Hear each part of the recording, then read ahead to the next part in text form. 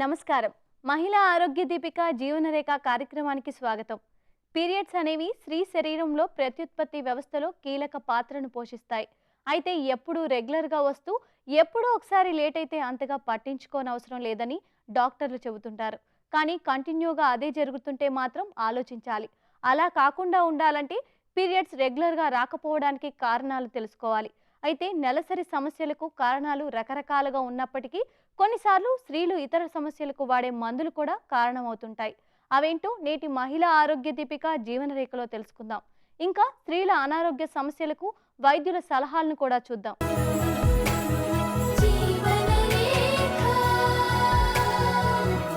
సాధారణంగా 28 నుంచి 30 రోజులకు ఒకసారి నెలసరి వస్తుంది. నెలసరిని హార్మోన్లు నియంత్రిస్తాయి. మెదడులోని హైపోథాలమస్ పిట్యూటరీ గ్రంథిని ప్రభావితం చేస్తుంది. ఇది అండాశయాలపై ప్రభావం చూపుతుంది. థైరాయిడ్, ఎడ్రినల్ గ్రంథి నుంచి తయారయ్యే హార్మోన్లు కూడా నెలసరి రావడానికి దోహదపడతాయి. హార్మోన్ల పనితీరు మెరుగ్గా లేకపోతే కూడా నెలసరి సక్రమంగా రాదు. నెలసరి సరిగ్గా రాకపోవడానికి స్త్రీలు వాడే మందులు కూడా ఎలా కారణమవుతాయో ఇప్పుడు తెలుసుకుందాం.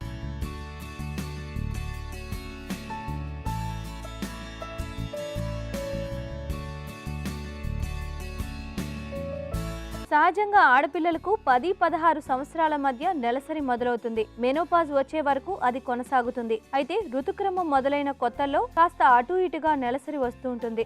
కొన్ని సందర్భాల్లో అంటే ఆమెకు డెలివరీ అయ్యాక బిడ్డకు పాలిచ్చే క్రమంలో గర్భనిరోధక మాత్రలు వాడి మానేసినప్పుడు, హార్మోన్ల సమస్య ఉన్నప్పుడు, కాపట్టి వేయించుకున్నప్పుడు ఇలాంటి సమస్య తలెత్తుతుంది. బరువు తగ్గినా పెరిగినా నెలసరి ఆలస్యం అవుతుంది. కుటుంబ పరిస్థితులు, మానసిక ఒత్తిడి, సరైన పోషకాహారం తీసుకోకపోవడం, డైటింగ్ పేరుతో తిండి తగ్గించినా, ఎక్సర్సైజులు ఎక్కువగా చేసినా నెలసరి సక్రమంగా రాదు. స్త్రీలలో నెలసరిలో చిన్న చిన్న మార్పులు జరగడం సహజమే. అంటే ఒకరోజు అటు ఇటుగా పీరియడ్స్ రావడం, బ్లీడింగ్ కొద్ది మోతాదులో రావడం, లేదా ఒక్కోసారి ఎక్కువ కావడం, పీరియడ్స్ 2 రోజులు ఎక్కువ కొనసాగడం లేదా తక్కువ రోజుల్లో ముగిసిపోవడం వంటివి జరగవచ్చు. ఈ పరిస్థితులన్నీ సాధారణమే అంటున్నారు నిపుణులు. అయితే కొన్నిసార్లు స్త్రీలు వాడే మందులు, వాళ్ళు చేసే వ్యాయామం, తీసుకునే ఆహారంలో మార్పులు కూడా పీరియడ్స్ క్రమం తప్పడానికి కారణమవుతాయి. నెలసరిలో ఏంటి అంటే 21 రోజుల నుంచి 35 రోజుల వరకు మనం నార్మల్ సైకిల్గా పరిగణిస్తాము. అలా కాకుండా 21 రోజుల కన్నా ముందు వచ్చినా, 35 రోజుల కన్నా పైబడి వచ్చినా కూడాను హార్మోనల్ ఇంబ్యాలెన్స్గా దాన్ని పరిగణిస్తాం అన్నమాట. మోస్ట్ కామన్గా ఈ హార్మోనల్ ఇంబ్యాలెన్స్కి వచ్చే కారణాలు ఏమై ఉంటాయి అంటే పీసీఓఎస్ కానీ పీసీఓడి కానీ అంటూ ఉంటాం. సో ముఖ్యంగా ఏంటంటే పీసీఓడి అనేది మీరు చాలా ఎక్కువగా వినే ఉంటారు దీని గురించి. అది కాకుండా నెక్స్ట్ కామన్ కాజ్ ఏమై ఉండొచ్చు అని అంటే సైకాట్రిక్ మెడికేషన్స్ వాడే ఆడవాళ్ళల్లో హార్మోనల్ ఇంబ్యాలెన్స్ ఉండటము, పీరియడ్స్ సరిగ్గా రాకపోవటం అనేది చూస్తూ ఉంటాం. అంతేకాకుండా ఏంటంటే కొంతమంది ఎపిలెప్సీ అంటే ఫిట్స్ వ్యాధికి యాంటీ ఎపిలెప్టిక్ మెడికేషన్స్ అనేది వాడుతూ ఉంటారు. సో దాని వలన కూడాను కొంతమంది ఆడవాళ్ళల్లో పీరియడ్స్ ఇర్రెగ్యులర్గా రావటం అనేది చూస్తూ ఉంటాము. అదే కాకుండా కొన్ని రొమటలాజికల్ కండిషన్స్కి కానీ, లేదంటే కాలు నొప్పులకి, కీలు నొప్పులకి కానీ, లేదంటే ఇతర అంటే కొన్ని ప్రాబ్లమ్స్ వలన వాళ్ళు స్టెరాయిడ్స్ కూడా వాడుతూ ఉంటారు. స్టెరాయిడ్స్ కూడా చాలా ఎక్కువ ప్రభావం అనేది మీ హార్మోన్స్ మీద ఉంటుందండి. ఆ స్టెరాయిడ్స్ వలన కూడాను మీకు పీరియడ్స్ రెగ్యులర్గా రాకపోయే ఛాన్స్ అనేది ఉంటుంది. అవి కాకుండా ఏంటి అంటే కీమోథెరపీ అంటే క్యాన్సర్ అలాంటి వ్యాధులకి ఏంటి అంటే కీమోథెరపటిక్ డ్రగ్స్ అనేది వాడుతూ ఉంటారు. సో ఆ కీమోథెరపీ డ్రగ్స్ వలన కూడాను మీకు పీరియడ్స్ సరిగ్గా రాకపోయే ఛాన్స్ అనేది ఉంటుందన్నమాట. సో ఇవన్నీ ఒక పక్కకు వస్తే రెండోది ఏంటి అంటే చాలామంది ఐపిల్ కానీ ఎమర్జెన్సీ కాంట్రసెప్టివ్ పిల్ కానీ వాడతారు. సో అది ఏంటంటే చాలా సర్వసాధారణంగా అంటే చిన్న కారణాలకు కూడాను రెగ్యులర్ కాంట్రసెప్షన్ వాడకుండా ఐపిల్ అనేది వాడటం వలన కూడాను మీకు హార్మోన్స్ ఇంబ్యాలెన్స్ అయ్యి పీరియడ్స్ రాకుండా ఉండే ఛాన్స్ అనేది ఉంటుందన్నమాట. ఆస్పిరిన్ వంటి మందులను గుండె సమస్యలున్న స్త్రీలు వాడే మందుల వల్ల స్త్రీలలో నెలసరిలో సమస్యలు వస్తాయి. ఆస్పిరిన్ వంటి మందులను రక్తనాళాల్లో పూడికలు రాకుండా నివారించేందుకు వాడతారు. ఇలాంటి మందులను వాడడం వల్ల కొన్నిసార్లు స్త్రీలలో బ్లీడింగ్ ఎక్కువగా రావచ్చు లేదా బ్లీడింగ్ ఎక్కువ రోజులు ఉండవచ్చు. పీరియడ్స్ విషయంలో ఇటువంటి పరిస్థితులు ఎదుర్కొన్నప్పుడు స్త్రీలు వెంటనే డాక్టర్ని సంప్రదించాలి. యాంటీ డిప్రెసెంట్ మందులు వాడే స్త్రీలలో కూడా పీరియడ్ సమయంలో సమస్యలు వస్తాయి. నొప్పితో కూడిన తిమ్మిర్లు రావడం, హెవీ బ్లీడింగ్ లేదా పీరియడ్స్ రాకపోవడం వంటి సమస్యలు వస్తాయి. యాంటీ డిప్రెసెంట్ మందులు వాడడం మొదలుపెట్టిన 3 నెలల్లో ఈ సమస్యలు వస్తాయి. 3 నెలల తర్వాత కూడా పీరియడ్స్ రెగ్యులర్గా రాకపోతే డాక్టర్ని సంప్రదించడం మర్చిపోకూడదు. ఫిట్స్ అంటే ఎపిలెప్సీ. సో యాంటీ ఎపిలిప్టిక్ డ్రగ్స్ వాడిన వాళ్ళల్లో లేదంటే కీమోథెరపీకి సంబంధించిన డ్రగ్స్ వాడే వాళ్ళల్లో ఏంటి అంటే ముఖ్యంగా ఎటువంటి సమస్యలు ఆడవాళ్ళల్లో వస్తాయి అంటే హార్మోనల్ ఇంబ్యాలెన్స్ వచ్చే ఛాన్స్ ఉంటుంది. అదేవిధంగా నెలసర్లు సరిగ్గా రాకపోవటం అనేది ఎక్కువగా చూస్తూ ఉంటాము. ఒకవేళ గనక ప్రెగ్నెన్సీ కనుక ప్లాన్ చేసుకున్నటువంటి ఆడవాళ్ళల్లో మాత్రం తప్పనిసరిగా ఏవైతే అంటే ఇలాంటి వ్యాధులు ఉండి వాళ్ళు దానికి సంబంధించినటువంటి మందులు కనుక వాడుతూ ఉన్నట్టయితే డెఫినెట్గా వాళ్ళు ప్రీ కన్సెప్షనల్ కౌన్సిలింగ్ అంటే ప్రెగ్నెన్సీ ఒకవేళ ప్లాన్ చేసుకుంటున్నారు అని అంటే ప్రీ కన్సెప్షనల్ కౌన్సిలింగ్కి వెళ్ళి మీ గైనకాలజిస్ట్ని సంప్రదించి ఏవైతే డ్రగ్స్ సేఫ్ ఇన్ ప్రెగ్నెన్సీ ఉంటాయో వాటికి మార్చుకొని ఆ డ్రగ్స్ వాడిన తర్వాత మాత్రమే వాళ్ళు ప్రెగ్నెన్సీ అనేది ప్లాన్ చేసుకోవాల్సి ఉంటుందన్నమాట. ముఖ్యంగా ఏంటి అంటే కీమోథెరపీ, ఎందుకంటే యాంటీ ఎపిలెప్టిక్ డ్రగ్స్లో మోస్ట్ ఆఫ్ ద డ్రగ్స్ ప్రెగ్నెన్సీలో కూడా కంటిన్యూ చేస్తాము, అది ఇబ్బందికరంగా ఏమి ఉండదు. కానీ ముఖ్యంగా కీమోథెరపీ వాడే ఆడవాళ్ళల్లో మాత్రం వాళ్ళు తప్పనిసరిగా గైనకాలజిస్ట్ని సంప్రదించి అది ఆపిన తర్వాత అట్లీస్ట్ 16 to 18 months వరకు కూడా ప్రెగ్నెన్సీ రాకుండా ఆ తర్వాత ప్రెగ్నెన్సీ ప్లాన్ చేసుకోవటం వలన ఏమవుతుంది అంటే బిడ్డకి ఎటువంటి అవయవ లోపాలు లేకుండా జన్మిస్తారనమాట. సో ముఖ్యంగా యాంటీ ఎపిలెప్టిక్ డ్రగ్స్ కానీ కీమోథెరపీ డ్రగ్స్ కానీ వాడేనటువంటి ఆడవాళ్ళు ప్రెగ్నెన్సీ కనుక ప్లాన్ చేసుకున్నట్టయితే డెఫినెట్గా గైనకాలజిస్ట్ని సంప్రదించి వాళ్ళు ఒకవేళ ఆపేసిన పక్షంలో ఏంటి అంటే ఎన్ని నెలల వరకు కాంట్రసెప్షన్ అనేది వాడాలి అన్నది వాళ్ళు క్లియర్ ఇన్ఫర్మేషన్ తెలుసుకొని దానికి తగ్గట్టు వాడటం అయితే చాలా ఇంపార్టెంట్. కొంతమంది మహిళలకు 35 ఏళ్లు దాటిన తర్వాత నెలసరికి ముందు చికాకుగా అనిపిస్తుంది. దీన్ని ప్రీ మెన్స్ట్రువల్ సిండ్రోమ్ అంటారు. ఇది ముఖ్యంగా అండం విడుదలయ్యాక పెరిగే ప్రొజెస్టిరాన్ హార్మోన్ల వల్ల వస్తుంది. వీరిలో చిరాకు, నడుము నొప్పి, కోపం వంటి లక్షణాలు కనిపిస్తాయి. ఒక రకంగా ఇది మానసిక చికాకు లాంటిదే. దీనికి మనసు ఉల్లాసంగా ఉంచే మందులతో చికిత్స చేస్తారు. కొందరిలో దానంతటా అదే పోవచ్చు కూడా. ఈ పరిస్థితి ఎందుకు వస్తుందో వివరిస్తే చాలా మందిలో ఇది తగ్గిపోతుంది. ముఖ్యంగా భర్తలు కుటుంబ సమస్యలు ఈ విషయాన్ని అర్థం చేసుకొని ఆ సమయంలో స్త్రీలకు సహకరించాలి. ఆటో ఇమ్యూన్ సమస్య ఉన్నట్టయితే నెలసరి త్వరగా ఆగిపోయి మెనోపాజ్ వస్తుంది. క్రమం తప్పకుండా నెలసరి రావాలంటే సరిపడా ఆహారం తీసుకోవాలి. అందులో పండ్లు, మాంసకృతులు, ప్రోటీన్లు ఉండేలా చూసుకోవాలి. తగినంత వ్యాయామం చేయాలి. సమస్యను పెద్దది చేసుకొని ఇబ్బంది పడే బదులు రాకుండా చూసుకోవాలి. ఒకవేళ హార్మోన్ పనితీరు మెరుగ్గా లేకపోతే డాక్టర్ పర్యవేక్షణలో estrogen, progesterone hormone replacement therapy రూపంలో తీసుకోవాలి. దీనివల్ల నెలసరి సక్రమంగా రావడంతో పాటు ఎముకలు, గుండె పనితీరు కూడా మెరుగ్గా ఉంటుంది. క్రమం తప్పని నెలసర్లు సరిగ్గా రావాలి అంటే ముఖ్యంగా అంటే నేను ముందుగానే చెప్పినట్టు ఏంటి అంటే దాని ముఖ్యమైన కారణం పీసీఓఎస్ అయి ఉండొచ్చండి. సో పీసీఓఎస్ ఏమైనా ఉందా అన్నది చూసుకోవాలి. ఒకవేళ కనుక పీసీఓఎస్ కనుక వెయిట్ వలన కానీ ఇతర హార్మోనల్ ఇంబ్యాలెన్స్ వలన కానీ థైరాయిడ్ ఇష్యూస్ వలన కానీ ఉన్నట్టయితే దాన్ని కరెక్ట్ చేసుకోవాల్సి ఉంటుందన్నమాట. అంటే మీరు వెయిట్ రిడక్షన్ మీద, లైఫ్ స్టైల్ మోడిఫికేషన్ మీద, ఎక్సర్సైజ్ మీద కాన్సన్ట్రేట్ చేయాలి. అదే విధంగా ఏంటి అంటే ఒకవేళ థైరాయిడ్ ఇష్యూస్ ఏమన్నా ఉన్నట్టయితే థైరాయిడ్కి సంబంధించిన ట్యాబ్లెట్లు కూడా తప్పనిసరిగా వాడవలసి ఉంటుంది. సో అది కాకుండా ఏంటి అంటే ముఖ్యంగా కొంతమంది ఆడవాళ్ళు ఏంటంటే కాంట్రసెప్షన్ పిల్ అనేది రెగ్యులర్గా వాడకుండా వాళ్ళు అన్ప్రొటెక్టెడ్ సెక్షువల్ ఇంటర్కోర్స్ చేసుకున్న వెంటనే వాళ్ళు ఐపిల్ కానీ లేదంటే మార్కెట్లో దొరికే ఎమర్జెన్సీ కాంట్రసెప్టివ్ పిల్ కానీ చాలా సర్వసాధారణంగా వాడుతూ ఉంటారు.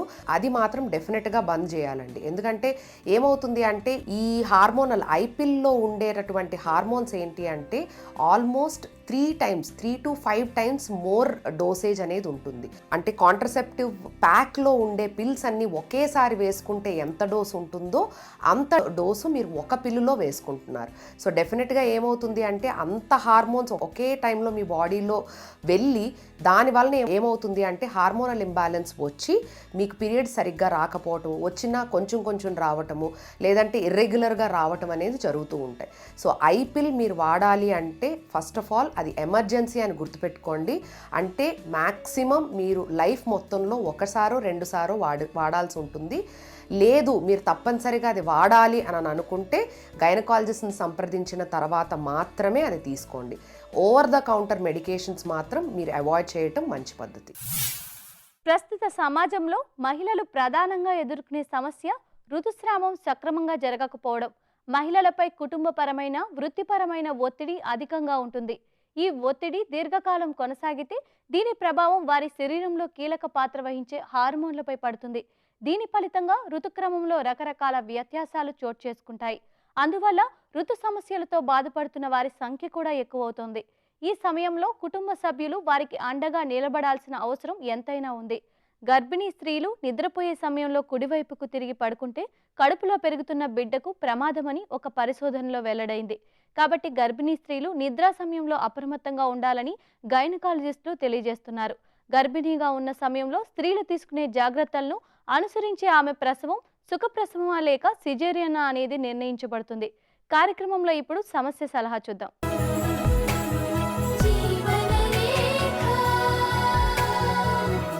డాక్టర్ గారు, కీర్తి గారు ఇలా అడుగుతున్నారు. నాకు ఇప్పుడు 4వ నెల గర్భం, కానీ డాక్టర్ 3వ నెలలో స్కానింగ్ తీసి 7 వారాల ప్రెగ్నెన్సీ కనపడుతుంది అని చెప్పారు. మళ్ళీ 4వ నెలలో స్కానింగ్ చేసి 7 వారాల 4 రోజుల ప్రెగ్నెన్సీ అని చెప్తున్నారు. ఎందుకు ఇలా చెప్తున్నారు? ఎప్పటి నుంచి నా ప్రెగ్నెన్సీని లెక్కించుకోవాలి? సలహా ఇవ్వండి అని అడుగుతున్నారు. కీర్తి గారు, మీరు 2 స్కాన్లు చెప్పారు. ఒకటేమో మీరు 3వ నెల, ఇంకోటేమో 4వ నెల. రెండిట్లో 7 వారాలే చూపిస్తుంది. ఫస్ట్ స్కాన్లో 7 వారాలు, నెక్స్ట్ స్కాన్లో 7 వారాల 4 రోజులని చెప్పారు. ఆ 2 స్కాన్స్ మధ్యలో చూసుకుంటే కూడా మీకు 1 మంత్ గ్యాప్ ఉందమ్మా. కానీ మీరు 2 స్కాన్లు ఒకే దగ్గర చేయించారా, వేరు ప్లేసెస్లో చేయించారా, లేకపోతే సింపుల్ సోనాలజిస్ట్తో చేయించారా, లేకపోతే రేడియాలజిస్ట్, ఒక certified radiologist or fetal medicine కన్సల్టెంట్తో చేయించారా అనేది మీరు సరిగ్గా చెప్పలేదు. ఇంకోటి, మీ పీరియడ్స్ గురించి కూడా మీరు సరిగ్గా చెప్పలేదు. మీ పీరియడ్స్ కనుక ఇర్రెగ్యులర్గా, అంటే కరెక్ట్ రెగ్యులర్గా కాకుండా 3 నెలలకి 4 నెలలకు ఒకసారి కనుక వస్తే డెఫినెట్గా మనం స్కాన్ వైపే చూసుకోవాలండి. ఇంకొకటి, మీరు నెక్స్ట్ స్కాన్ మటుకు డెఫినెట్గా మీరు ఒక సర్టిఫైడ్ రేడియాలజిస్ట్ దగ్గరికి వెళ్ళి చేయించుకోండి. సో దట్ వాళ్ళు కరెక్ట్గా గైడ్ చేస్తారు. దాంతోపాటు బిడ్డ పెరుగుదల కూడా ఉండాలమ్మా, పిండం పెరుగుదల కూడా ఉండాలి.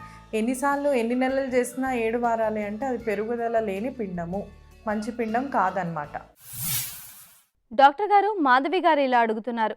నాకు డెలివరీ అయి 5 నెలలు అవుతోంది. డెలివరీ అయినప్పటి నుంచి జుట్టు ఎక్కువగా ఊడిపోతోంది. నాకు థైరాయిడ్ సమస్య ఉంది. 88 mcg వాడుతున్నాను. నా బరువు 69 కిలోలు. నాకు పీసీఓడి సమస్య కూడా ఉంది. నా జుట్టు ఊడడానికి కారణం చెప్పండి. జుట్టు రాలడాన్ని ఎలా కంట్రోల్ చేసుకోవాలి? సలహా ఇవ్వండి అని అడుగుతున్నారు. మాధవి గారు, మీకు డెలివరీ అయ్యి 5 నెలలు జుట్టు ఊడిపోతుంది అని అంటున్నారు. ఒకటండి, బాలింతలకు అంటే పాలిచ్చే బాలింతలకు ఐరన్ డెఫిషియన్సీ ఉండొచ్చు. ఐరన్ డెఫిషియన్సీ వల్ల కూడా జుట్టు ఊడిపోతుంది. అంతేకాకుండా మీకు థైరాయిడ్ కూడా ఉంది అంటున్నారు. మరి ఆ థైరాయిడ్ అనేది మీరు రీసెంట్గా చెక్ చేసుకున్నారా లేదా అన్నది ఒకసారి చూసుకోండి అమ్మా. ఒకవేళ కనుక థైరాయిడ్ కొంచెం మనకి అబ్నార్మల్గా ఉంటే డెఫినెట్గా మళ్ళీ మీ డోస్ అన్నది 88 నుంచి మార్చుకోవాల్సిన అవసరం ఉంటుంది. అంతేకాకుండా మీరు తినే పోషకాహారంలో కూడా ఏదన్నా లోపాలు ఉంటే, లైక్ ప్రోటీన్ తక్కువ ఉన్నా, ఐరన్ తక్కువ ఉన్నా మనకి జుట్టు అన్నది ఊడిపోవడం జరుగుతూ ఉంటుంది. సో మీరు తినే ఆహారంలో బ్యాలెన్స్డ్ న్యూట్రిషన్, కరెక్ట్ మోతాదులో పప్పు ధాన్యాలు, తర్వాత కార్బోహైడ్రేట్స్, ప్రోటీన్స్, ఫ్యాట్స్ కనుక ఉంటే డెఫినెట్గా మీకు ఈ జుట్టు ఊడడం అన్నది చాలా వరకు తగ్గుతుంది. దాంతోపాటు మీకు పీసీఓడి కూడా ఉంది అని అన్నారు. పీసీఓడిలో జుట్టు ఊడుతుందండి డెఫినెట్గా.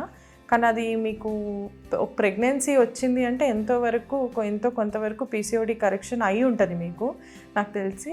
ఒకవేళ కనుక మీరేమీ పాలు ఇవ్వట్లేదు అంటే కనుక పీసీఓడి అంటే పీరియడ్స్ కూడా ఇర్రెగ్యులర్ కనుక ఉంటే పీసీఓడి ఎలా ఉంది అనేది ఒక్కసారి స్కాన్ చేసుకొని చెక్ చేసుకోండి. అంతేకాకుండా షుగర్ లెవెల్స్ కూడా చెక్ చేసుకోండి. సో ఇవన్నీ మీకు ఏమన్నా అబ్నార్మల్ ఉండి కరెక్షన్కి అవసరం ఉంటే మీ దగ్గర ఉన్న ఫిజిషియన్ని కానీ గైనకాలజిస్ట్ని కానీ సంప్రదిస్తే మీకు చాలా వరకు ఈ ప్రాబ్లం తగ్గిపోతుంది. గర్భంతో ఉన్న సమయంలో స్త్రీల శరీర బరువు పెరగడం, వయసు మీరిన తర్వాత తల్లి కావడం, తల్లి పేగు పరిస్థితి, గర్భస్థ శిశువుకు కావలసినంత నీరు లేకపోవడం, చివరి సమయంలో బిడ్డకు అవసరమైన ఆక్సిజన్ అందకపోవడం వంటివి బిడ్డ గర్భంలోనే చనిపోవడానికి కారణాలుగా చెప్పబడుతున్నాయి. అయినప్పటికీ గర్భిణీలు పడుకునే విధానం కూడా పరిగణలోకి తీసుకోవాలని ఇంగ్లాండ్ దేశపు ఆక్లాండ్ యూనివర్సిటీ పరిశోధనలో తేలింది. డాక్టర్ గారు, నిహారిక ఇలా అడుగుతున్నారు. నాకు పెళ్ళై 6 నెలలు అవుతోంది. నాకు పీరియడ్స్ రెగ్యులర్గానే వస్తాయి. నాకు పీరియడ్స్ వచ్చే ముందు మొటిమలు వస్తున్నాయి. మొదట్లో అంతగా పట్టించుకోలేదు, కానీ ఇప్పుడు ప్రతి నెల నాకు పీరియడ్స్కి ముందు మొటిమలు వస్తున్నాయి. ప్రెగ్నెన్సీ టైంలో కూడా ఇలాగే వస్తాయా? ఇలా రాకుండా ఉండాలంటే ఏం చేయాలని అడుగుతున్నారు. నిహారిక, నీకు పీరియడ్స్ ముందు పింపుల్స్ వస్తున్నాయి, మొటిమలు వస్తున్నాయి అంటున్నారండి. ఇది సాధారణంగా అందరికీ జరుగుతూ ఉంటుంది. ఇది ఎక్స్పీరియన్స్ అయి ఉంటారు. ఎందుకంటే ఈ పీరియడ్స్ ముందు మనకి హార్మోన్ లెవెల్స్ ఈస్ట్రోజన్, ప్రొజెస్ట్రాన్ అనేవి తగ్గిపోతాయి అన్నమాట. దానివల్ల మీ యొక్క సెబేషియస్ గ్లాండ్స్, ఫేస్లో ఉన్న సెబేషియస్ గ్లాండ్స్ నుంచి సీబమ్ అనే ద్రవం ఎక్కువగా ఉత్పత్తి అయ్యి మీకు అది ఇన్ఫెక్ట్ అయ్యి పోర్స్ అన్నీ కూడా క్లాగ్ అయిపోయి ఈ బ్యాక్టీరియా ఇవన్నీ ఇన్ఫ్లమేషన్ వల్ల మీకు మొటిమలు అనేవి వస్తూ ఉంటాయి. ఇది సాధారణంగా అందరికీ జరుగుతుందండి. తర్వాత ప్రెగ్నెన్సీలో కూడా వస్తాయి, ఎందుకంటే అవి కూడా హార్మోన్స్ వల్లే.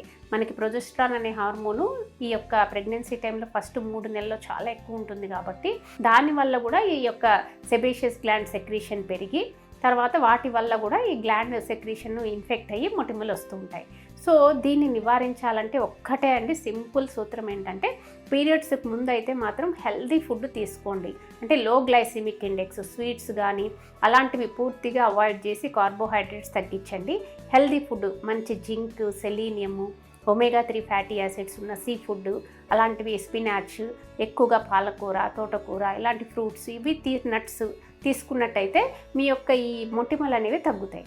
తర్వాత ప్రెగ్నెన్సీలో కూడా మందులు వాడకూడదండి ప్రెగ్నెన్సీలో, ఎందుకంటే బేబీకి ఎఫెక్ట్ అవుతుంది కాబట్టి మీరు టాపికల్గా న్యాచురల్ మెజర్సే ఫాలో అవ్వాలి. ఎలాగంటే ఫేస్ ఎక్కువసార్లు క్లెన్జింగ్తో క్లీన్ చేసుకోవడము, ఆ తర్వాత హెయిర్ కూడా ఫ్రీక్వెంట్గా వాష్ చేసుకోవడం, ఎందుకంటే డాండ్రఫ్ వల్ల కూడా మొటిమలు వచ్చే అవకాశాలు ఉంటాయి కాబట్టి హెయిర్ వాష్ ఫ్రీక్వెంట్గా చేసుకోవడము, ఫేస్ వాష్ చేసుకోవడము, తర్వాత మీ పిల్లో కవర్స్ అన్నీ కూడా నీట్గా రోజు చేంజ్ చేసుకోవడము, ఈ యొక్క హ్యాండ్స్ ఫేస్ మీద పెట్టకుండా, ఎందుకంటే ఇన్ఫెక్షన్ హ్యాండ్స్లోంచి నెయిల్స్లోంచి వచ్చే అవకాశాలు ఉంటాయి కాబట్టి అవి లేకుండా చూసుకోవడము, ఏమైనా టాపికల్ క్రీమ్స్ అవసరమైతే మీ డాక్టర్, డెర్మటాలజిస్ట్ సలహా ప్రకారం కానీ గైనకాలజిస్ట్ సలహా ప్రకారం కానీ వాడడము, ఇవన్నీ న్యాచురల్గా చేసినట్టయితే లోపల ఉన్న బిడ్డకి కూడా హానికరంగా ఉండదన్నమాట. ఎందుకంటే కొన్ని మందులు ఇస్తే బిడ్డకు హానికరంగా మారతాయి కాబట్టి ప్రెగ్నెన్సీలో మందులు వాడాల్సిన అవసరం ఉండదు. ఒక్కసారి మీకు డెలివరీ అయ్యాక హార్మోనల్ ఎలాగో ఎఫెక్ట్ ఉండదు కాబట్టి ఇది ఆటోమేటిక్గా తగ్గిపోతుంది. డాక్టర్ గారు, సాహిత్య గారు ఇలా అడుగుతున్నారు. నాకు అబార్షన్ అయి 10 రోజులు అవుతోంది. నేను ఆహారంలో వంకాయ, గోంగూర వంటి పులుపు చేసే పదార్థాలు తినకూడదా?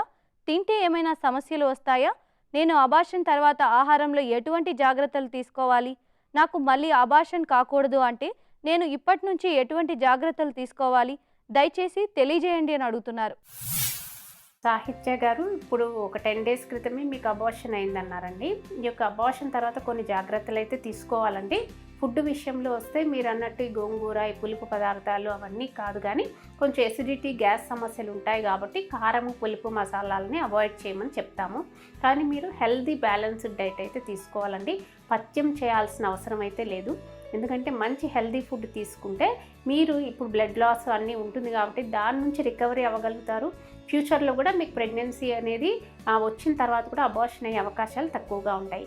కాబట్టి మీరు తీసుకునే ఫుడ్లో ఎక్కువగా ప్రోటీన్ ఉండే ఫుడ్స్, ఎగ్ వైట్స్, నట్స్, పాలు, పప్పు ఇలాంటివి ఎక్కువ తీసుకోండి.